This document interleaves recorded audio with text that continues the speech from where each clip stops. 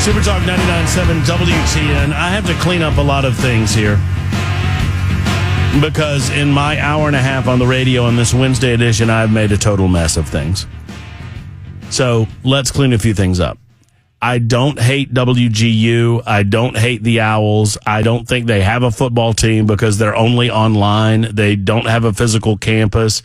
I have people that are mad as hell at me on the super text. I blame Ken Weaver, is what I do. I'm going to blame Ken Weaver. Is he back there right now? I don't know. He's not? He is not. I'm shocked he didn't blame me. Good. No. That's perfect then.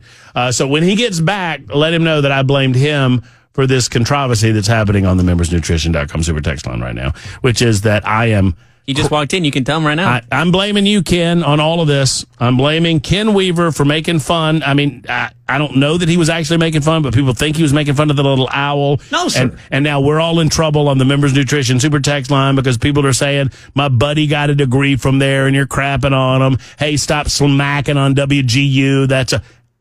I'm not making fun of that owl. I like it. I like it. He's got a little spectacle. He's got an eyepiece. Yeah. That's how you know it's a smart owl. That's exactly. Right. I think he might. I need to go look back and look at the little image there, Ken. Yeah. But I think he might have a little hat on, like one of those little graduation hats on. Yeah. With the little tassel. Right. You can't have a football team if it's that kind of owl. Let's be honest. That's what they do. And really, what kind of owl would strike fear in the heart of anybody? Great horned owl, absolutely. Oh, okay, maybe.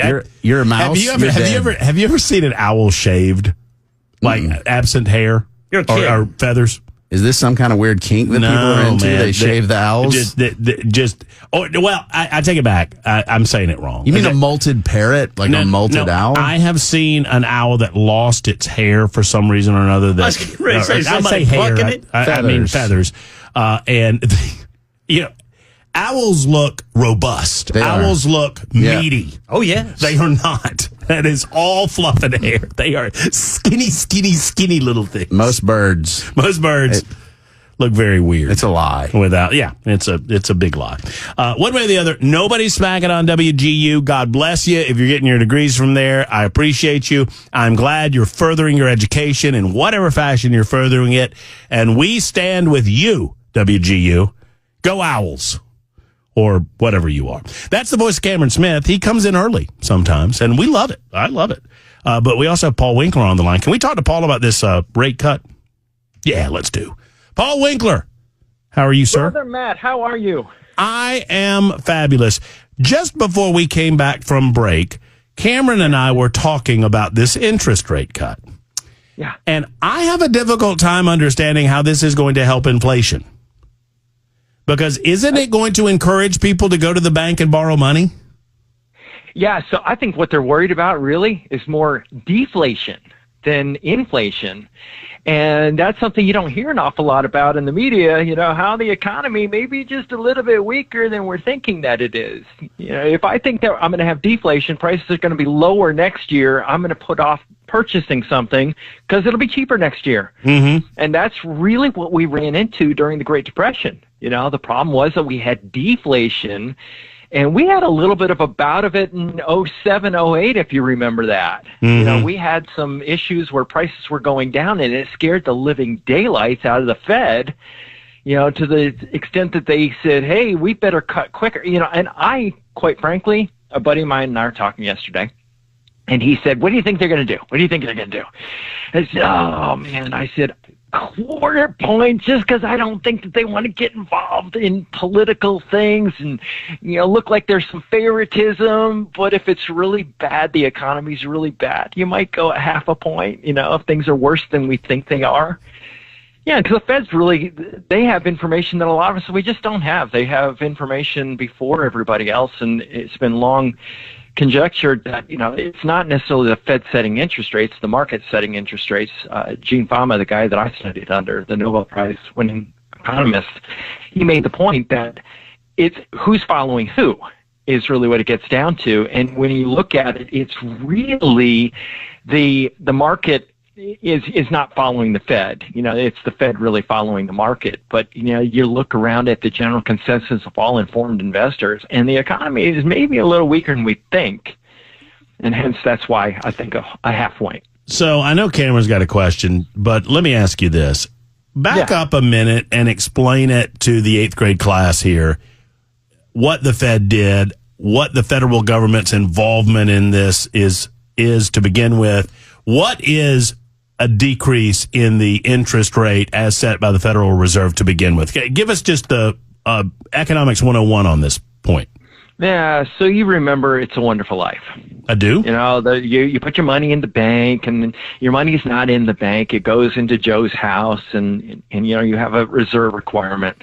When you put money in a bank, they have to hold reserves. So let's say the reserve requirement is 10%. You put $100,000 in, they hold $10,000 back in the vault. The other $90,000 gets lent out. And it flows to the economy. Some of that ends up back in the banking system. Let's say that $80,000 of that ends up in the banking system. Somebody makes a deposit of that $90,000 that went out. They're going to hold a reserve of $8,000, another 10% of that. And that's the velocity of money that you and I have talked about before. Well, what happens is some banks have reserves on hand. Some banks don't necessarily have enough reserves on hand. So when the Fed comes calling, they say, hey, we got to make sure you got enough money on hand. They've got to look at those numbers. And if they don't have the money, they may borrow the money. So they have to borrow the money and make sure that they have the money in there.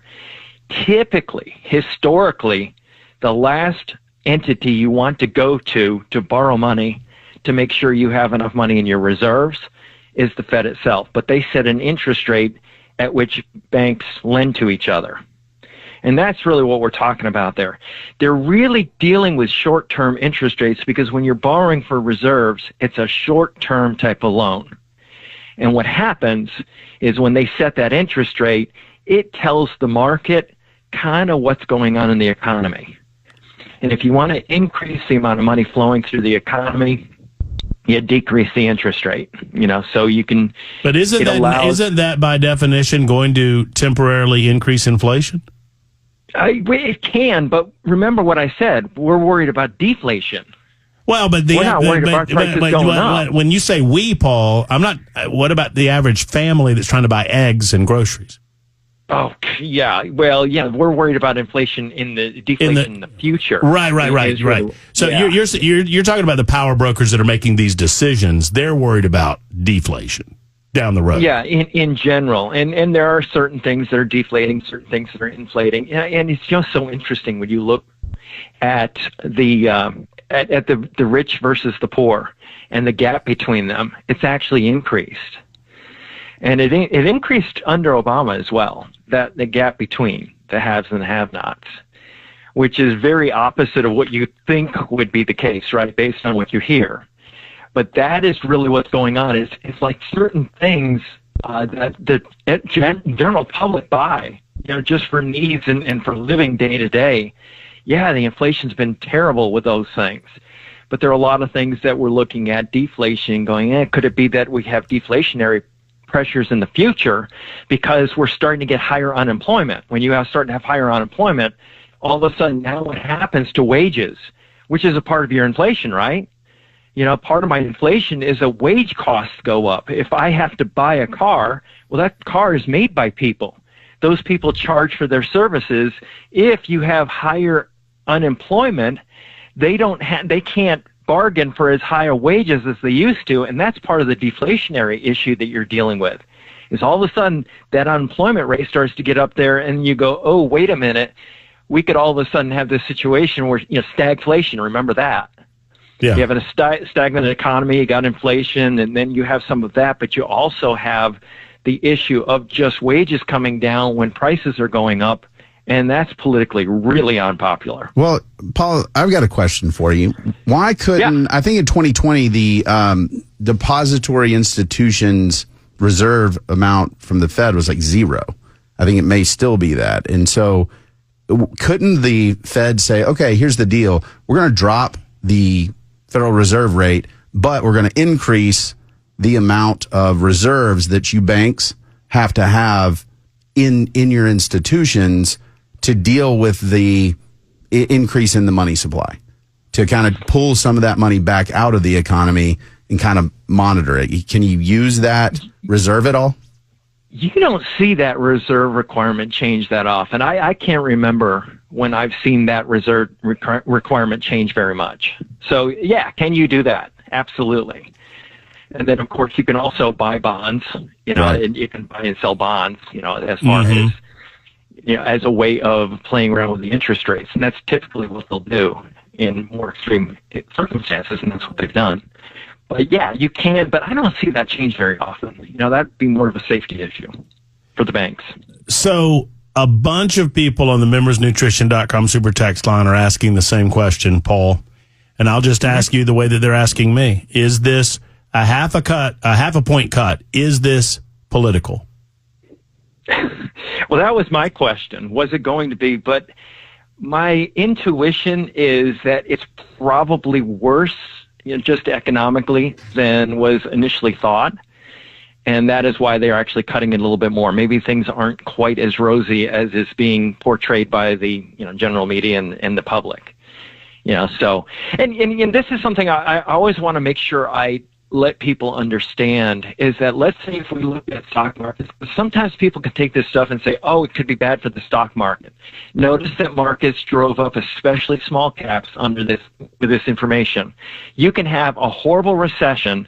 You can have things look really, really bad and stock markets still go up. What has happened with interest rates going down has actually created more demand for stocks. So I just want to make sure I put that on the table, because sometimes people listen to this type of talk and they use it for a prediction about the future. What do I think is going to happen with the stock market? But that's not where I'm going. Well, one thing to think about, guys, is in this report from Elizabeth Schulze this past cast, she was talking about how the decision was based on protecting jobs. And if you remember, the revised job numbers came in, and 816,000 jobs that the administration claims had been created had actually not been created. Yep. So I'm wondering. A lot of government jobs, right? Yeah, exactly. Exactly. So that could play into it too, maybe. Yeah, no, I think you're absolutely right about that. So when I was talking about the unemployment rate earlier, I'm saying, hey, we don't want to get that too high, because all of a sudden that could be deflationary, because people will drop their wages just to get a job or retain their job, and you lose the upward pressure on wage rates. So, yeah, that can be definitely an issue. Interesting. So I've been asked to ask you about mortgage rates and whether or not you expect do they go down automatically based on a 0.5 percentage point cut, or is that up to the individual lending institutions? How does that work? That can be a little bit slower, simply because when you're talking about the Federal Reserve, you're talking about short-term interest rates right there. When you're talking about mortgages, it's longer-term interest rates. Automatically, what we've been seeing on mortgages, what we've been seeing on loans for businesses, the interest rates have already been coming down. So, like I said earlier, when I said that who's following who, that's what I was talking about. The marketplace, when you think about the marketplace and how much money the Fed actually messes with, it's a very small percentage of the bond market as a whole around the world. And you can actually look at term rates, which is, how long, what the interest rate is at various lending periods, 1 month, 3 months, 6 months, so on and so forth. You'll notice that even when you're looking just at the Federal Reserve, you see these types of things happening, interest rate changes in Japan. You'll see it happening in Europe. You'll see it happening in Germany. So just because the Fed does something doesn't mean it hasn't already happened or isn't already happening in other parts around the world. So who's following who? It's like, it's a chicken egg type of thing. And yes, interest rates could come down. It's more where you're going to see the interest rate changes more immediately are in the variable rate loans. You're also going to see it in the high yield savings accounts. Typically, there's a little bit of a lag. There was a study done on that, and the lag may be a few months long anyway, where those interest rates come down on the high yield savings, the CD rates start to come down. But it is not the long-term mortgages that come down that rapidly. Sally, I'll give her credit for this joke. She said, it sounds like this Flation family, they're the problem. Inflation, deflation, stagflation. get a handle on this inflation, family, and we'll be all the better off. Paul, in all seriousness, thank you so much for popping on and explaining some of this to us. I so appreciate you. Hey, good talking to you guys. Take care, all right? All right, take care. There's Paul Winkler. You can hear Paul Saturday afternoon, starting at 3, right, there, Malinoff? Is that correct? 3 o'clock? Yes. 3 o'clock Saturday afternoons on Super Talk 99.7 WTN. We'll continue the conversation next, 1:53 on Super Talk.